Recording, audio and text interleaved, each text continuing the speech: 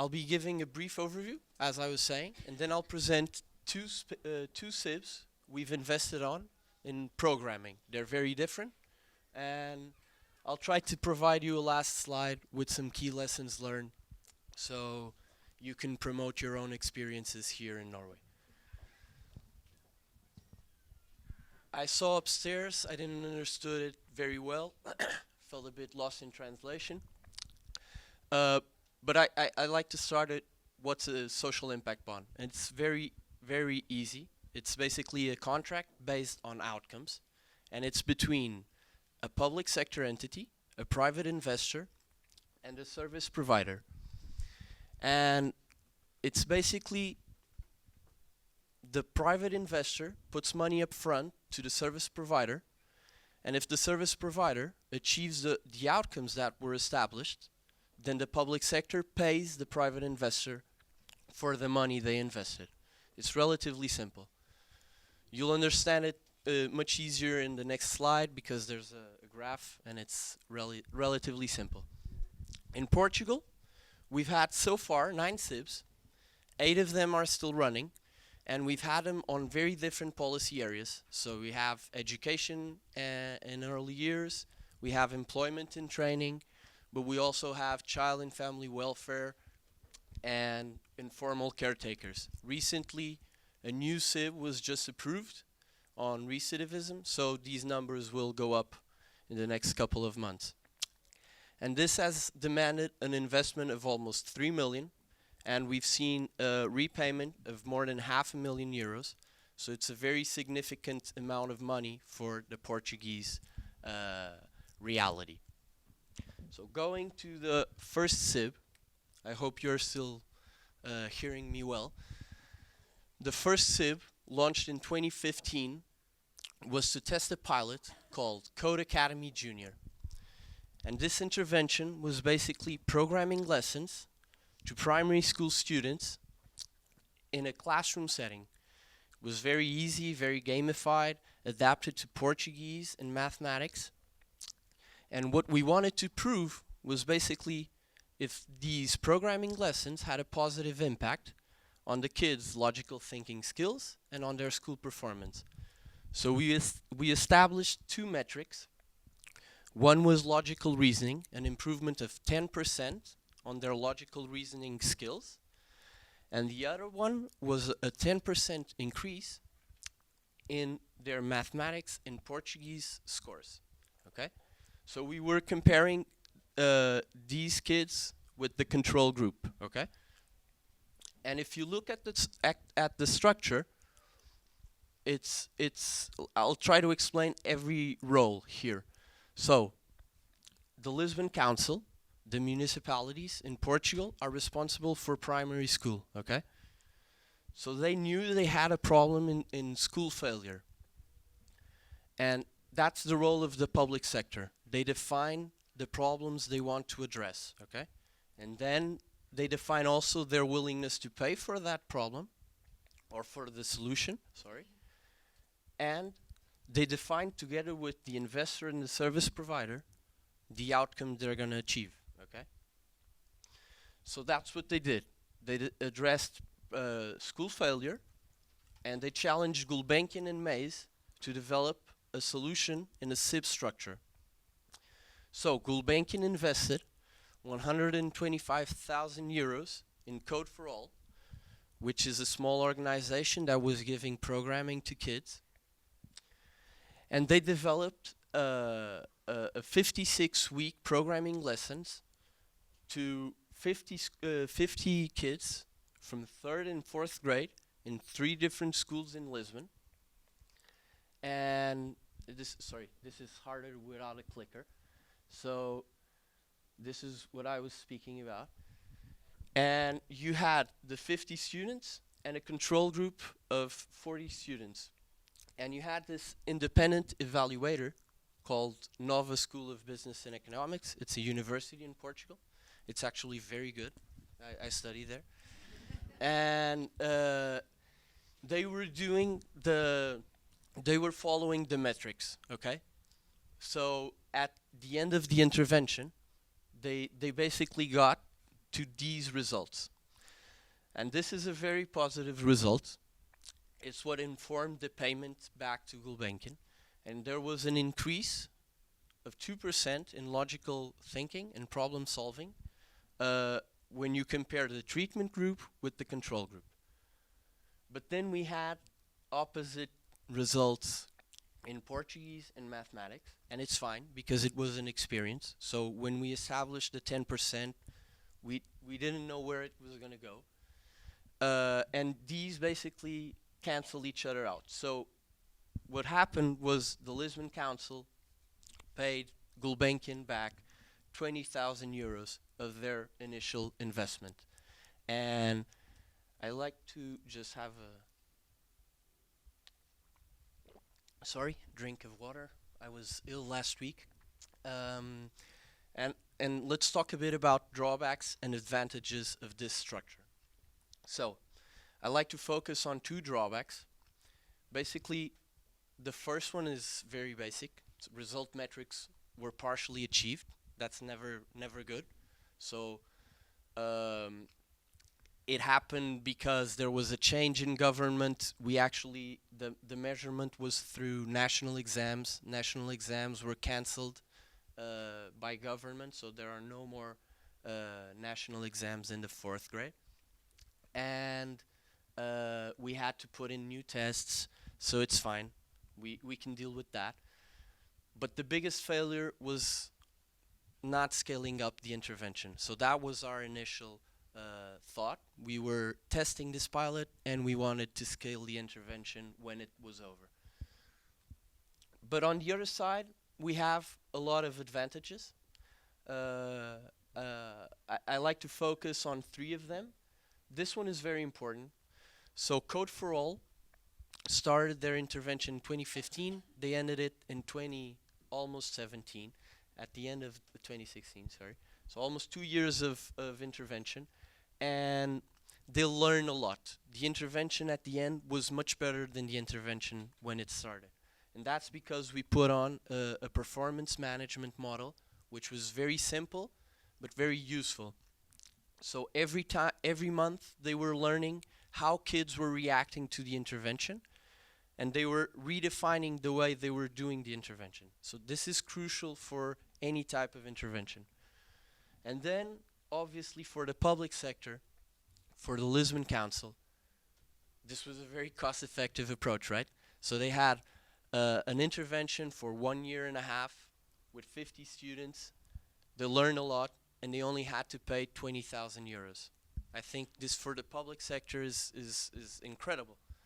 And for us, Gulbenkian, the investors, it's also incredible. I know it seems strange, but we usually invest through grants. So we give all our money and we expect nothing in return. And in this case, not only did we put a nice intervention going on, but we also got 20,000 euros back. So for us, it was good, right? And this takes me to my next point, which was an important moment in Portugal, and it has been an important moment for SIBS in Portugal, which was the creation of Portugal Social Innovation. So back here, when I speak about Gulbenkian and Mays, Gulbenkian is not only an investor, it's also a market builder. And together with Mays, we worked with the Portuguese government, and we were able to help them create this Portuguese public initiative, which aims to promote social innovation in the social investment market. And they're based on European social funds. I won't focus on that, but it brings a lot of problems also. And they have these 4 different instruments. So this one is like they give vouchers to organizations for them to seek help in communication, scaling up, marketing, whatever. This is a co-financing instrument. So Portugal Social Innovation gives 70% of the budget if the organization finds 30% through a private investor. Here, the Social Impact Bonds program is the most interesting, and it will make the bridge to the second SIB. So Portugal Social Innovation here works as an outcome payer. So if results are achieved, then they pay back investors. And here it's a social innovation fund. It's still very recent. They're trying to give better access to credit for organizations. And they're also trying to co-invest in equity with other private investors. So this one, it hasn't really been launched so far. But they are really important for the second SIB. And you can see by now the structure is slightly different than the first one. I like to think of the first SIB as a more classical structure, and this is sort of different. We'll go there in a minute. But what was the intervention? It was basically, again, programming lessons, but not to students. They were aimed at young unemployed adults, and it was basically a 14-week intense coding bootcamp, okay? And what we wanted to prove here was if this had a positive impact on their entry into employment. So that was the metric. More on that in the next slides. So, what's the main difference here? As you can see, there is no independent evaluator, so no more Nova School of Business and Economics. You can have it, but the ones who evaluate at the end is Portugal Social Innovation. Okay, so they pay and they evaluate. Also, there are two public sector entities, and this is also sort of strange. So the Employment Institute, because in the first SIB, it was all about education, and municipalities were in charge. So here, because it's unemployment, the Employment Institute has to say that the intervention provided by Code for All is in line with their priorities, and they have to say that the service or the intervention is valid and innovative, okay? And then they follow up the intervention just like other partners. They're at monthly meetings, and they're sharing learnings, everything. So you had two investors, a municipality here, which is in the center of Portugal. And because it's a different policy area, what they're wanting to do is basically bring programmers to their municipality. Okay, so that's their interest. Fundão, together with Gulbenkian, invested about 700,000 euros in Code for All and Maze. And basically, Code for All started their activity in 2017, in January, and they're ending the intervention this year, so they're at the last boot camp. And we have 9 boot camps, 3-4 months of programming, and they've worked so far with 174 young adults. And how does this work? Basically, this is how it's worked out so far. We now have the results for 6 boot camps, because the result, it's how it's written here, obviously, but you have the boot camp for 3-4 months, and then you have 3 months to achieve the outcome metric, which is 11 people by cohort must be employed within those 3 months. Okay, I had this plan without the microphone, so it's not easy to. And basically, this is the metric. Okay, so each boot camp has 18 to 20 students. Usually they had 20 students, but these last ones have had 18, 19.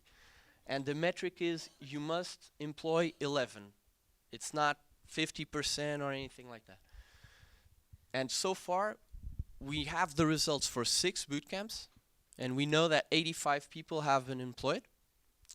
But actually, Portugal Social Innovation, because they work through European social funds, they have a lot of bureaucratic processes, and they've only approved 3 results. Okay, so it's actually, so far we know for a fact that 40-something people have been employed. And this has resulted in a payment of almost 300,000 euros.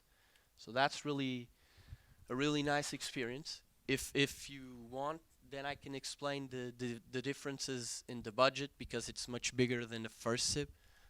It's because it's an experience to scale a project and not to test the pilot, as in the first SIB.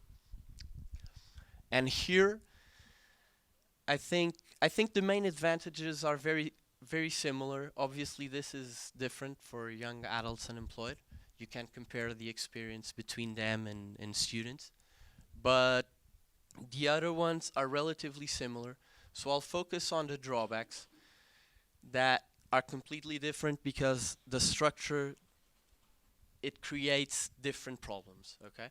So having Portugal social innovation as the outcome payer is good because it promotes more SIBs, but it actually takes responsibility out of public sector entities, okay?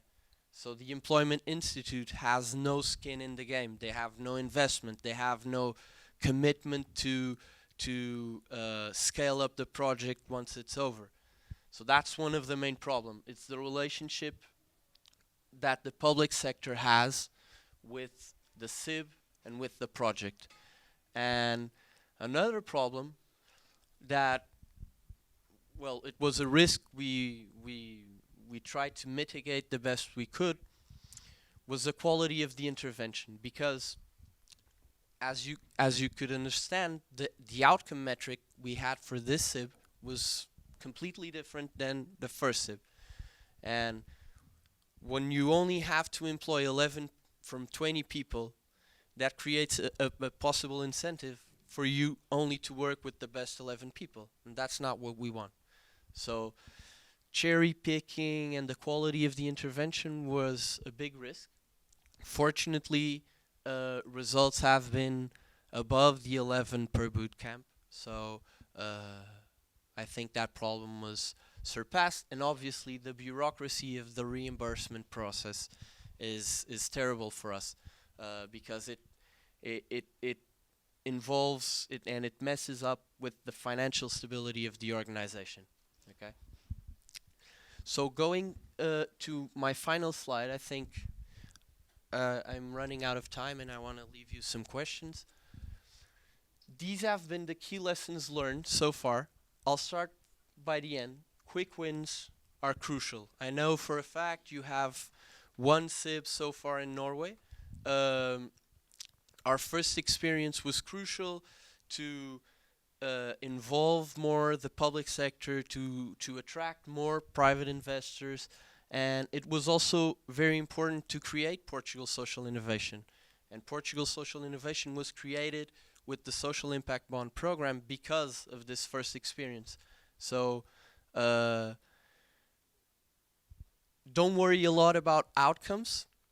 They're important, but think about the process, because that's what's going to bring more public sector entities, more investors, newer solutions, okay? And then you have to adapt to the specific context, okay? As I said, the first SIB was a pilot, and the second SIB was a scale-up, and they're completely different. You can use them for very specific problems. I think you can go home today and think, do I have a small problem which I can solve with an innovative solution, and I have a SIB here, which is a pilot? Or do I have problems to scale an intervention and I need the money, which only a private investor can put up front? Maybe you can use it to scale a project. I don't know. Think about it. And then I'd like to speak about 4 and number 2 together. So for Portugal, having Gulbenkian, I don't want to talk good about Gulbenkian like that, but Gulbenkian played a huge role building the market. And now that role belongs to Portugal Social Innovation. And if you can have a champion like Portugal Social Innovation in Norway, it's just taking Portugal and replacing it by Norway Social Innovation. It's going to be very helpful to develop the market. but you must be careful not to take responsibility out of public sector entities. They're essential to have SIBs running and to have the learnings from SIBs, which are these feedback loops. The learnings from SIBs are the most important part of it, right? If if you're only doing it for the experience of having a cost-effective approach, it's money down the drain, right? Because what you need to do is, for instance, in the second SIB, what we want is that the Employment Institute learns the best profile to benefit from a programming bootcamp, right? So if they have an unemployed person and that unemployed person has certain characteristics, they know I'll spend 5,000 euros. He'll go to the boot camp, and after 3 months he'll have a job, and you can't be more effective than that. And then to end my presentation, focus on outcomes, because one of the main problems here in the second SIB has been this sort of misalignment between all stakeholders, because it's not easy to have public sector, private investors, service providers, intermediaries all thinking about the same thing. So they have to think about outcomes, they have to be worried about the process, you know, and they all have to be on the same page. You don't want a private investor who just wants money back, right? You want someone who's willing to learn from the experience. And I think that's the most important part of it. So I think we're right on time. And for sure you have one or two questions, and I'm glad to try and answer them. And if we don't have time enough, I don't speak Norwegian, so we can take time from one of the sessions and speak here if you want. Okay? Thank you very much.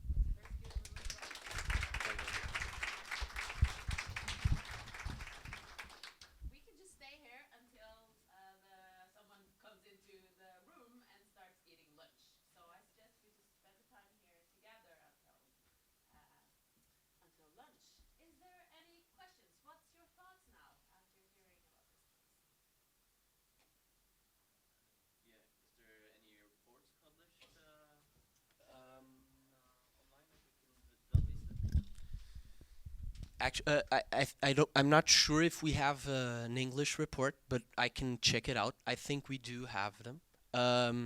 It's actually interesting. If you want, you can go to this Government Outcomes Lab. It's a UK based initiative, and they have a very good website with a lot of information on SIBs, like glossary, but they also have SIBs worldwide, and it could be useful.